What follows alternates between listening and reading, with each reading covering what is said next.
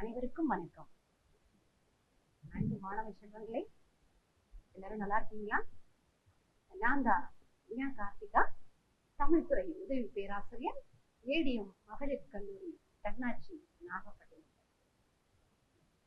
இன்றைய தினத்திலே இளங்கலை தமிழ் முதலாம் ஆண்டு பயிலக்கூடிய மாணவ செல்வங்களுக்காக நன்னூல் எழுத்ததிகாரம் குறித்து உங்கள் முன் வகுப்பினை எடுக்க வந்துள்ளேன்.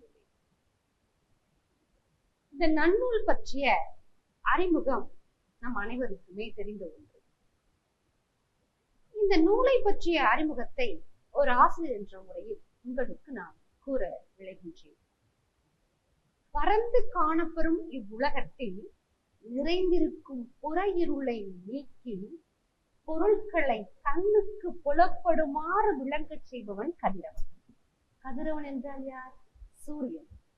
அவனைப் போல அனைத்து உலகங்களையும் விளங்கச் செய்யும் ஒரு முதல்வனாக இருப்பவன் அருகதேவன். அந்த இறைவன் பிறப்பும் இறப்பும் ஒப்பும் அற்றவன். மனிதர் என்றால் பிறப்பு எப்படி உறுதியோ அதே மாதிரி இறப்பு என்பது இறைவன் வகுத்த நியதி. அளவிட முடியாதவன், விருப்பு வெறுப்பு ஆகியவற்றை கடந்து நிற்பவன். விருப்பு வெறுப்பு என்றால் என்ன?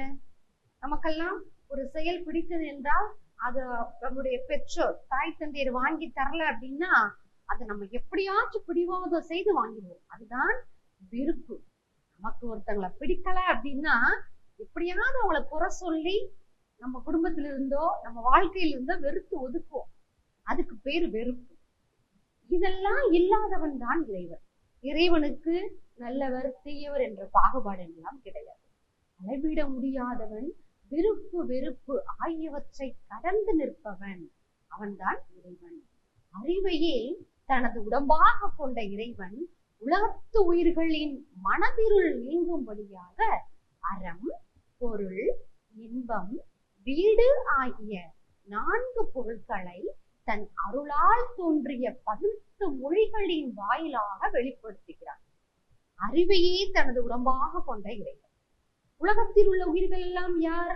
நாம் அனைவருமே. மனிதராக பிறந்த நாம் அனைவரும், ஜீவராசிகள் அனைத்துமே இறைவனால் படைக்கப்பட்டவை. மனிதருக்கு பொருள், இன்பம், வீடு, அறம். அறம்தான் முதலானது.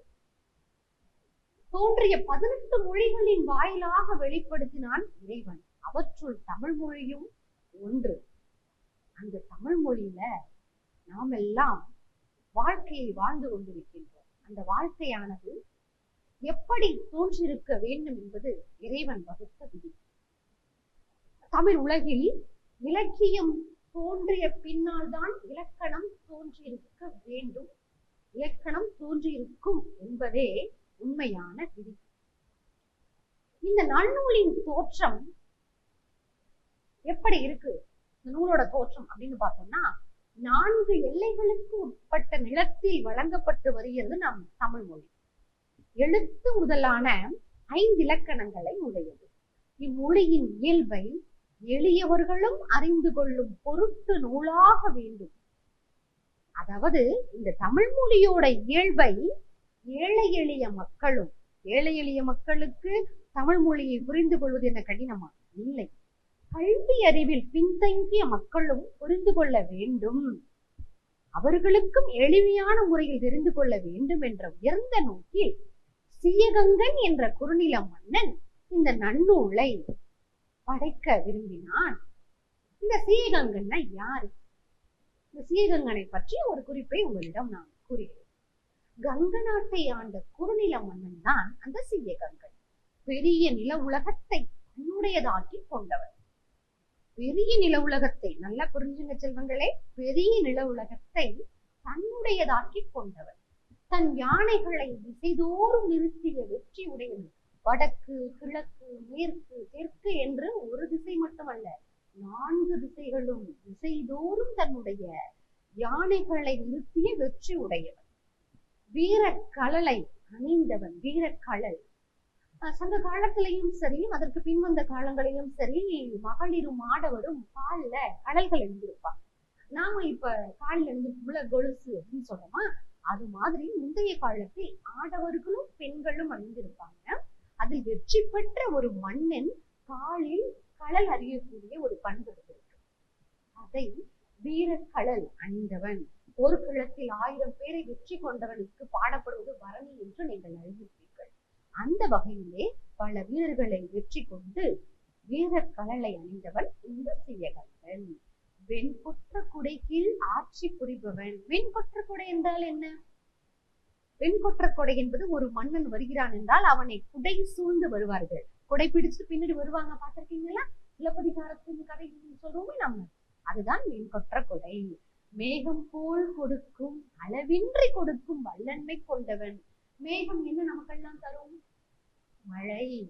மழை இல்லை என்றால் இந்த உலகமே இல்லை, பசுமையே நாம் பார்க்க முடியாது. மேகம் போல் அளவின்றி கொடுக்கும் வல்லன்மை கொண்டவன்.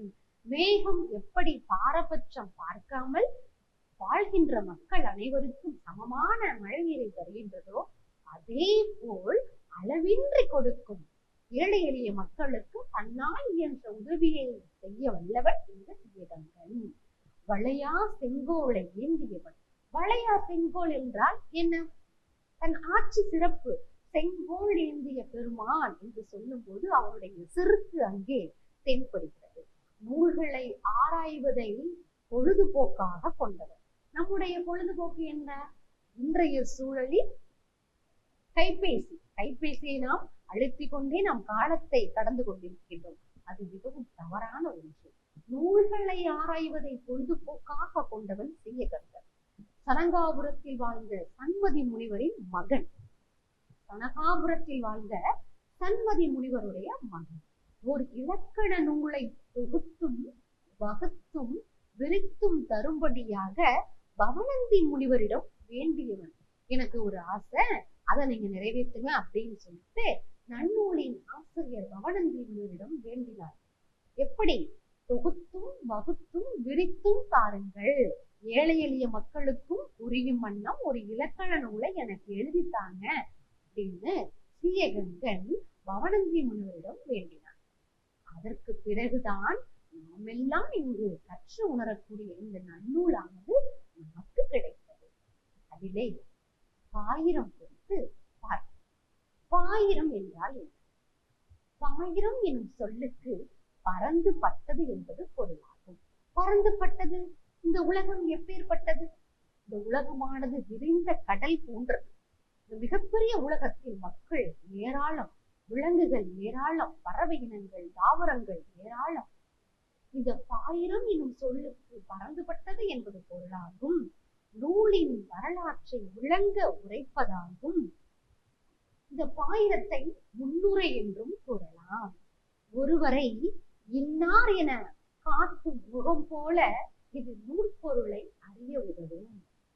இப்ப என்னை பார்த்து என்ன தெரியாதவர்களிடம் நான் எப்படி அறிமுகப்படுத்திக் கொள்வது?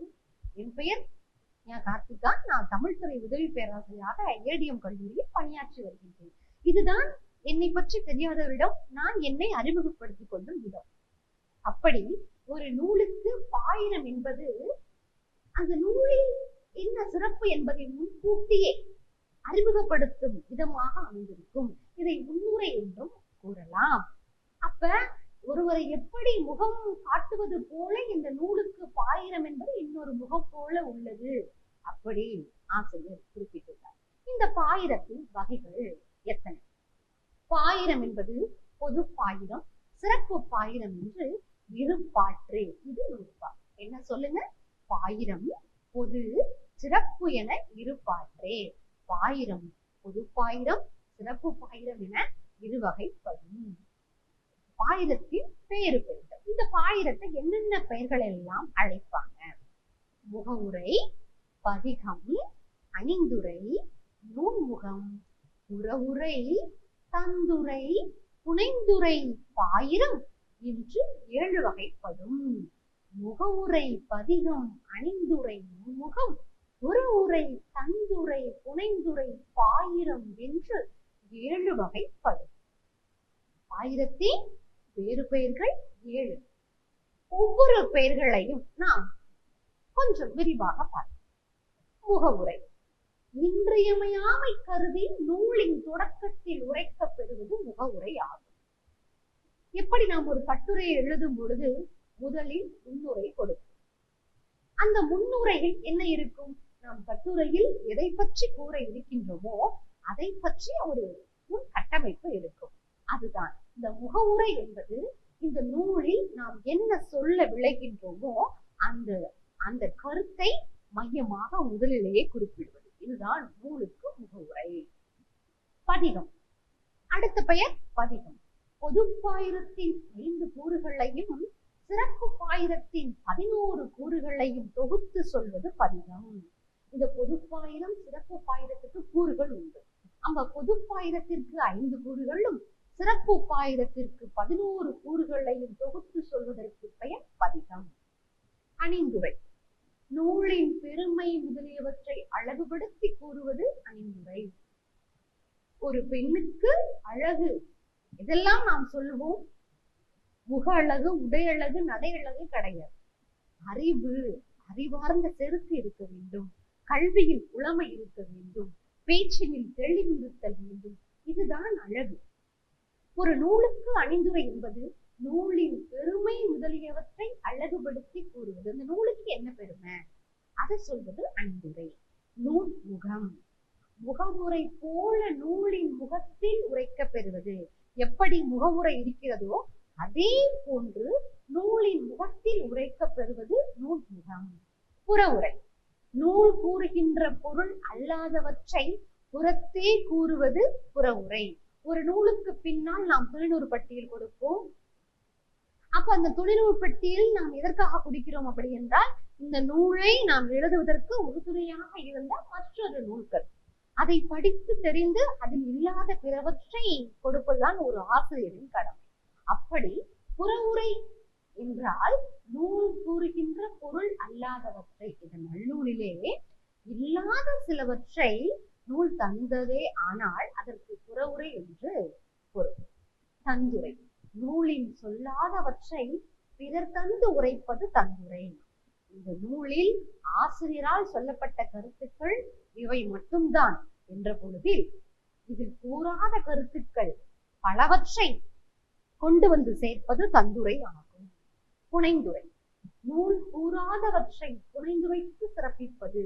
இந்த நூல் சொல்லாத கருத்துக்களை புனைந்துரைத்து இன்னும் பல செய்திகளை சேர்த்து சிறப்பிப்பது புனைந்துரை ஆகும். இதுவரை நாம் பாயிரத்தில் சிறப்பு பெயர்கள் வகைகளை பார்த்தோம். தற்பொழுது பொதுப்பாயிரத்தின் இலக்கணத்தை நாம் அறிவோம். பொதுப்பாயிரத்தின் இலக்கணம். நூலே நுகழ்வோன் நுகழும் திறனே கொள்வோன் கோடல் கூற்றாம் 5ம் எல்லா நூற்கும் இவை பொதுப்பாயிரம். நூலே நுகழ்வோன் நுகழும் திறனே கொள்வோன் கோடல் கூற்றாம் 5ம் எல்லா நூற்கும் இவை பொதுப்பாயிரம். என்ன சொல்றாங்க? நூலே, நூலினது இலக்கணம். நூலோடைய இலக்கணம் எப்படி இருக்க வேண்டும்? நுகழ்வோன், நூலை கற்பிக்கும் ஆசிரியரின் இலக்கணம். இப்ப நான் உங்களுக்கு இந்த பாடத்தை சொல்லிக் கொடுக்கிறேன் என்றால் என்னுடைய இலக்கணம், கற்பிக்கக்கூடிய ஆசிரியரின் இலக்கணம் எப்படி இருக்க வேண்டும்? நுகழும் திறனே. நூலே நுகழ்வோன் நுகழும் திறனே. ஆசிரியர் மாணவருக்கு பாடம் சொல்லும் முறை. பாடம் சொல்கின்ற முறை எப்படி இருக்க வேண்டும்? ஏதோ புத்தகத்தை பார்த்து படித்து அப்படி ஒப்புவிக்க மாதிரி இருக்கக்கூடாது. மாணவர்களுக்கு எளிதாக புரியும் வண்ணம் தெளிவான உச்சரிப்புடன் இருக்க வேண்டும். அடுத்து கற்கும் மாணாக்கரின் இயல்பு. கற்கும் மாணாக்கரின் இயல்பு கொள்வோன். நூலே நூலோட இலக்கணம், நுகழ்வோன் கற்பிக்கும் ஆசிரியர் இலக்கணம். நுகழும் திறனே என்றால் அந்த கற்பிக்கக்கூடிய ஆசிரியரின் திறனை பற்றியது. கொள்வோன் என்றால் யார்? நீங்கள் தான். கொள்வோன் என்றால் பாடத்தை கேட்கக்கூடிய மாணவ செல்வங்கள். மாணவ செல்வங்களுடைய திறனும் மிகவும் முக்கியம்.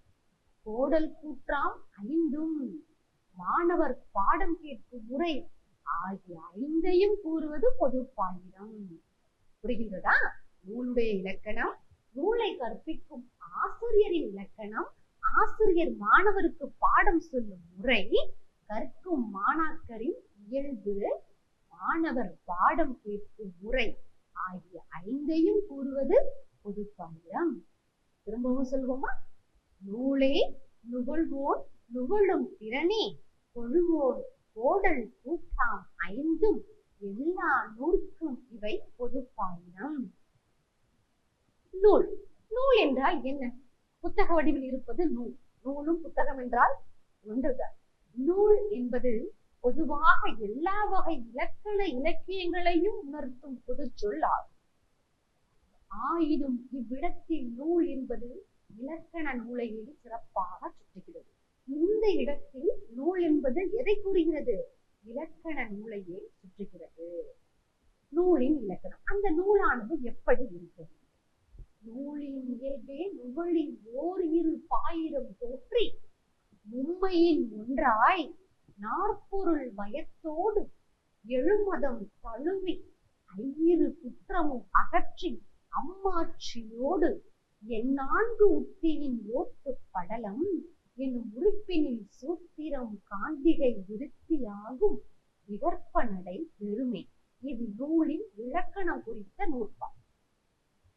நூலானது பொது சிறப்பு ஆகிய இருவகை பாயிரங்களையும் பெற்றிருத்தல் வேண்டும். முதல் வழி சார்பு என்ற மூன்றுனுள் ஒன்றாய் அமைதல் வேண்டும். முதல் நூல் என்றால் என்ன? வழி நூல் என்றால் என்ன? சார்பு நூல் என்றால் என்ன அப்படின்னு நீங்க தெரிஞ்சிருக்க வேண்டும். முதல் நூல் என்பது முதலில் ஒரு ஆசிரியரால் எழுதப்பட்ட முதல் நூல். அதை சார்ந்து அதை அடுத்து வழிநூல் என்றால் அந்த முதல் நூலை மையமாக வைத்து மற்றொருவரால் எழுதப்பட்டது வழிநூல். இந்த முதல் நூலையும் வழிநூலையும் சேர்த்த கலவையாக எழுதப்பட்டதுதான் சார்பு நூல். அறம் முதலான நாட்பொருளையும் பயிர்த்தல் வேண்டும். ஒரு நூல் நல்ல அறக்கருத்துக்கள், அறம், பொருள், இன்பம், வீடு குறித்திய நாட்பொருளையும் பயக்க வேண்டும், சொல்லித்தர வேண்டும். 7 வகை மதங்களை தழுவி நிற்றல் வேண்டும். 10 குற்றங்களை நீங்கி நிற்றல் வேண்டும். 10 அழகுகளை பெற்ற திகழ்தல் வேண்டும் என்று இந்த நூற்பாவிலே நன்னூலார் குறிப்பிட்டுள்ளார். 32 உத்திகளை பொருந்தி நிற்றல் வேண்டும். சூத்திர யாப்பால் இயற்றப்பட்டிருக்க வேண்டும். சூத்திரம் என்றால் என்ன? ஃபார்முலா என்று நாம் ஆங்கிலத்தில் குறிப்பிடுவோம் அல்லவா? அதே மாதிரி தமிழுக்கும் சூத்திரம் உண்டு. அந்த சூத்திர விதிப்படிதான் அந்த நூலானது இயற்றப்பட்டிருக்க வேண்டும். விருத்தி உரைகளை பெற்றதாகவோ பெறத்தக்கதாகவோ அமைந்து இருத்தல் வேண்டும். நூலானது 13 வேறுபட்ட நடைகளை பெற்று வருதல் வேண்டும். இதுதான் ஒரு நூலுக்குரிய இலக்கணம். நூலுக்குரிய இலக்கணம் 13 நடைகளை பெற்றிருப்பது அவசியம். இந்த நூல்களின் வகை. இந்த நூலானது முதல் நூல், வழிநூல், சார்பு நூல் என 3 வகைகளாக பிரிக்கப்படுகிறது. முதல் நூல். அவற்றுள் வினையின் நீங்கி விளங்கி அறிவின் முனைவன் கண்டது முதல் நூலாகும். இயல்பாகவே நல்வினை தீவினைகளில் இருந்து நீங்கியவன் இறைவன். அவன் தெரிந்த அறிவுடையவன், தெளிந்த அறிவுடையவன். இறைவனால் செய்யப்பட்ட நூல் முதல் நூல் என்று சிறப்பிக்கப்படுகிறது. இறைவனால் செய்யப்பட்ட நூல் முதல் நூல் என்று சிறப்பிக்கப்படுகிறது. வழிநூல். முன்னோர் நூலின் முடிபொருங்கு ஒத்து பின்னோன் வேண்டும் விகற்பம் கூறி அழியா மரபினது வழிநூல் ஆகும். முதல் நூல் என்பது இறைவனால் படைக்கப்பட்டது. வழிநூல் என்பது முன்னோர், நமக்கு முன்னால் வாழ்ந்தவர்கள் எழுதிய நூல் இந்த வழிநூல். முன்னோர் இயற்றிய நூல்களின் முடிவுகளை பெரிதும் தழுவி நின்ற நூல் செய்வோன் காலத்திற்கு ஏற்ற பெரும் மாற்றங்களை தம் நூலுள் இணைத்து எல்லாராலும் போற்ற பெறும் பெருமை உடையதாக செய்வது வழிநூல். இறைவனால் கொண்டு வரப்பட்டது முதல் நூல், முன்னோரால் இயற்றப்பட்டது வழிநூல். அதாவது காலத்திற்கேற்ப அதில் சில மாற்றங்களை கொண்டு வருவது. அப்படியே படித்தோம் என்றால் நமக்கு அது புரியாது. சில மாற்றங்களை இந்த காலத்திற்கு இந்த மாணவ செல்வங்களுக்கு புரியும் வண்ணம் கொண்டு வருவது வழிநூல். புடைநூல் அல்லது சார்பு நூல் என்றால் இருவர் நூற்கும் ஒரு சிறை தொடங்கி திரிபு வேறு உடையது புடைநூல் ஆகும். முதல் நூல், வழிநூல் ஆகியவற்றின் முடிவை சிறுபான்மை ஒத்தும் பெரும்பான்மை பொருந்தாமல் வேறுபட்டு நிற்பது புடைநூல் ஆகும். அதாவது அம்மா ஒரு கருத்து சொல்வாங்க, அப்பா ஒரு கருத்து சொல்வாங்க. நமக்கு அது தெரியும். தந்தை முதலில் அப்பா சொல்லக்கூடிய கருத்தை நாம் ஏற்றுக்கொள்வோம், பிறகு அம்மா சொல்வதையும் ஏற்போம். ரெண்டையும் சேர்த்து உள்வாங்கிக் கொண்டு நாம் ஒரு முடிவு எடுப்போம். அதுக்கு பேரு தான் சார்புகள். ஒரு உதாரணத்திற்காக சொன்னேன். நமக்கு ஒருவர் அறிவுரை கூறினாலோ, நம் ஆசிரியர் கூறுவது ஒரு அறிவுரை, நம் தந்தை கூறுவது ஒரு அறிவுரை, நாம் எடுத்துக்கொள்கிறோம் பார்த்தீங்களா? நாம் எடுத்துக்கொள்ளக்கூடிய அந்த கருத்து அதை போன்றுதான் இறைவனால் கூறப்பட்டது முதல் நூல், அடுத்து நம் முன்னோர்களால் கொண்டு வரப்பட்டது வழிநூல். இந்த ரெண்டு நூலையும் அலசி ஆராய்ந்து முதல் நூல் வழிநூல் ஆகியவற்றின் முடிவை சிறுபான்மை கொஞ்சம் ஒத்து போயும் பெரும்பான்மை பொருந்தாமல் வேறுபட்டு நிற்பது புடைநூல் ஆகும். சரி மாணவ செல்வங்களே, இன்றைய வகுப்பில் நன்னூலின் சிறப்பு குறித்தும் நூலின் அறிமுகம் குறித்தும் எவ்வாறு இந்த இலக்கண நூலானது வந்தது, அதன் ஆசிரியரின் பெருமை குறித்தும் அறிந்தோம். ஒரு நூலானது எப்படி கட்டமைக்கப்பட வேண்டும், அந்த நூலின் இலக்கண உத்திகள் எவ்வாறு இருத்தல் வேண்டும் என்பது குறித்து பார்த்தோம். அந்த நூலின் வகைகளை மூன்றாக நன்னூலார் குறிப்பிட்டுள்ளார். முதல் நூல், வழிநூல், சார்புநூல் என்று நாம் அறிவோம். இன்றைய வகுப்பிலே நாம் கற்றறிந்த இந்த பாடத்திலிருந்து சில வினாக்களை உங்கள் முன் நான் வைக்கின்றேன். பாயிரம் என்றால் என்ன? பாயிரம் என்றால் என்ன? பாயிரத்தின் வேறு பெயர்கள் யாவை? பாயிரத்தின் வகைகளை கூறுகள். நூல்களின் வகைகள் யாவை? முதல் நூல் என்றால் என்ன? வழிநூல் என்றால் என்ன? சார்பு நூல் என்றால் என்ன? என்ன மாணவ செல்வங்களே, இந்த வினாக்களுக்கு விடைகள் நீங்கள் அறிந்ததே. இருந்தாலும் உங்களின் அறிவு திறத்தை மேம்படுவதற்காக நான் மறுமுறை இதை வாசிப்பு செய்தேன். நன்கு படியுங்கள். நன்றி, வணக்கம்.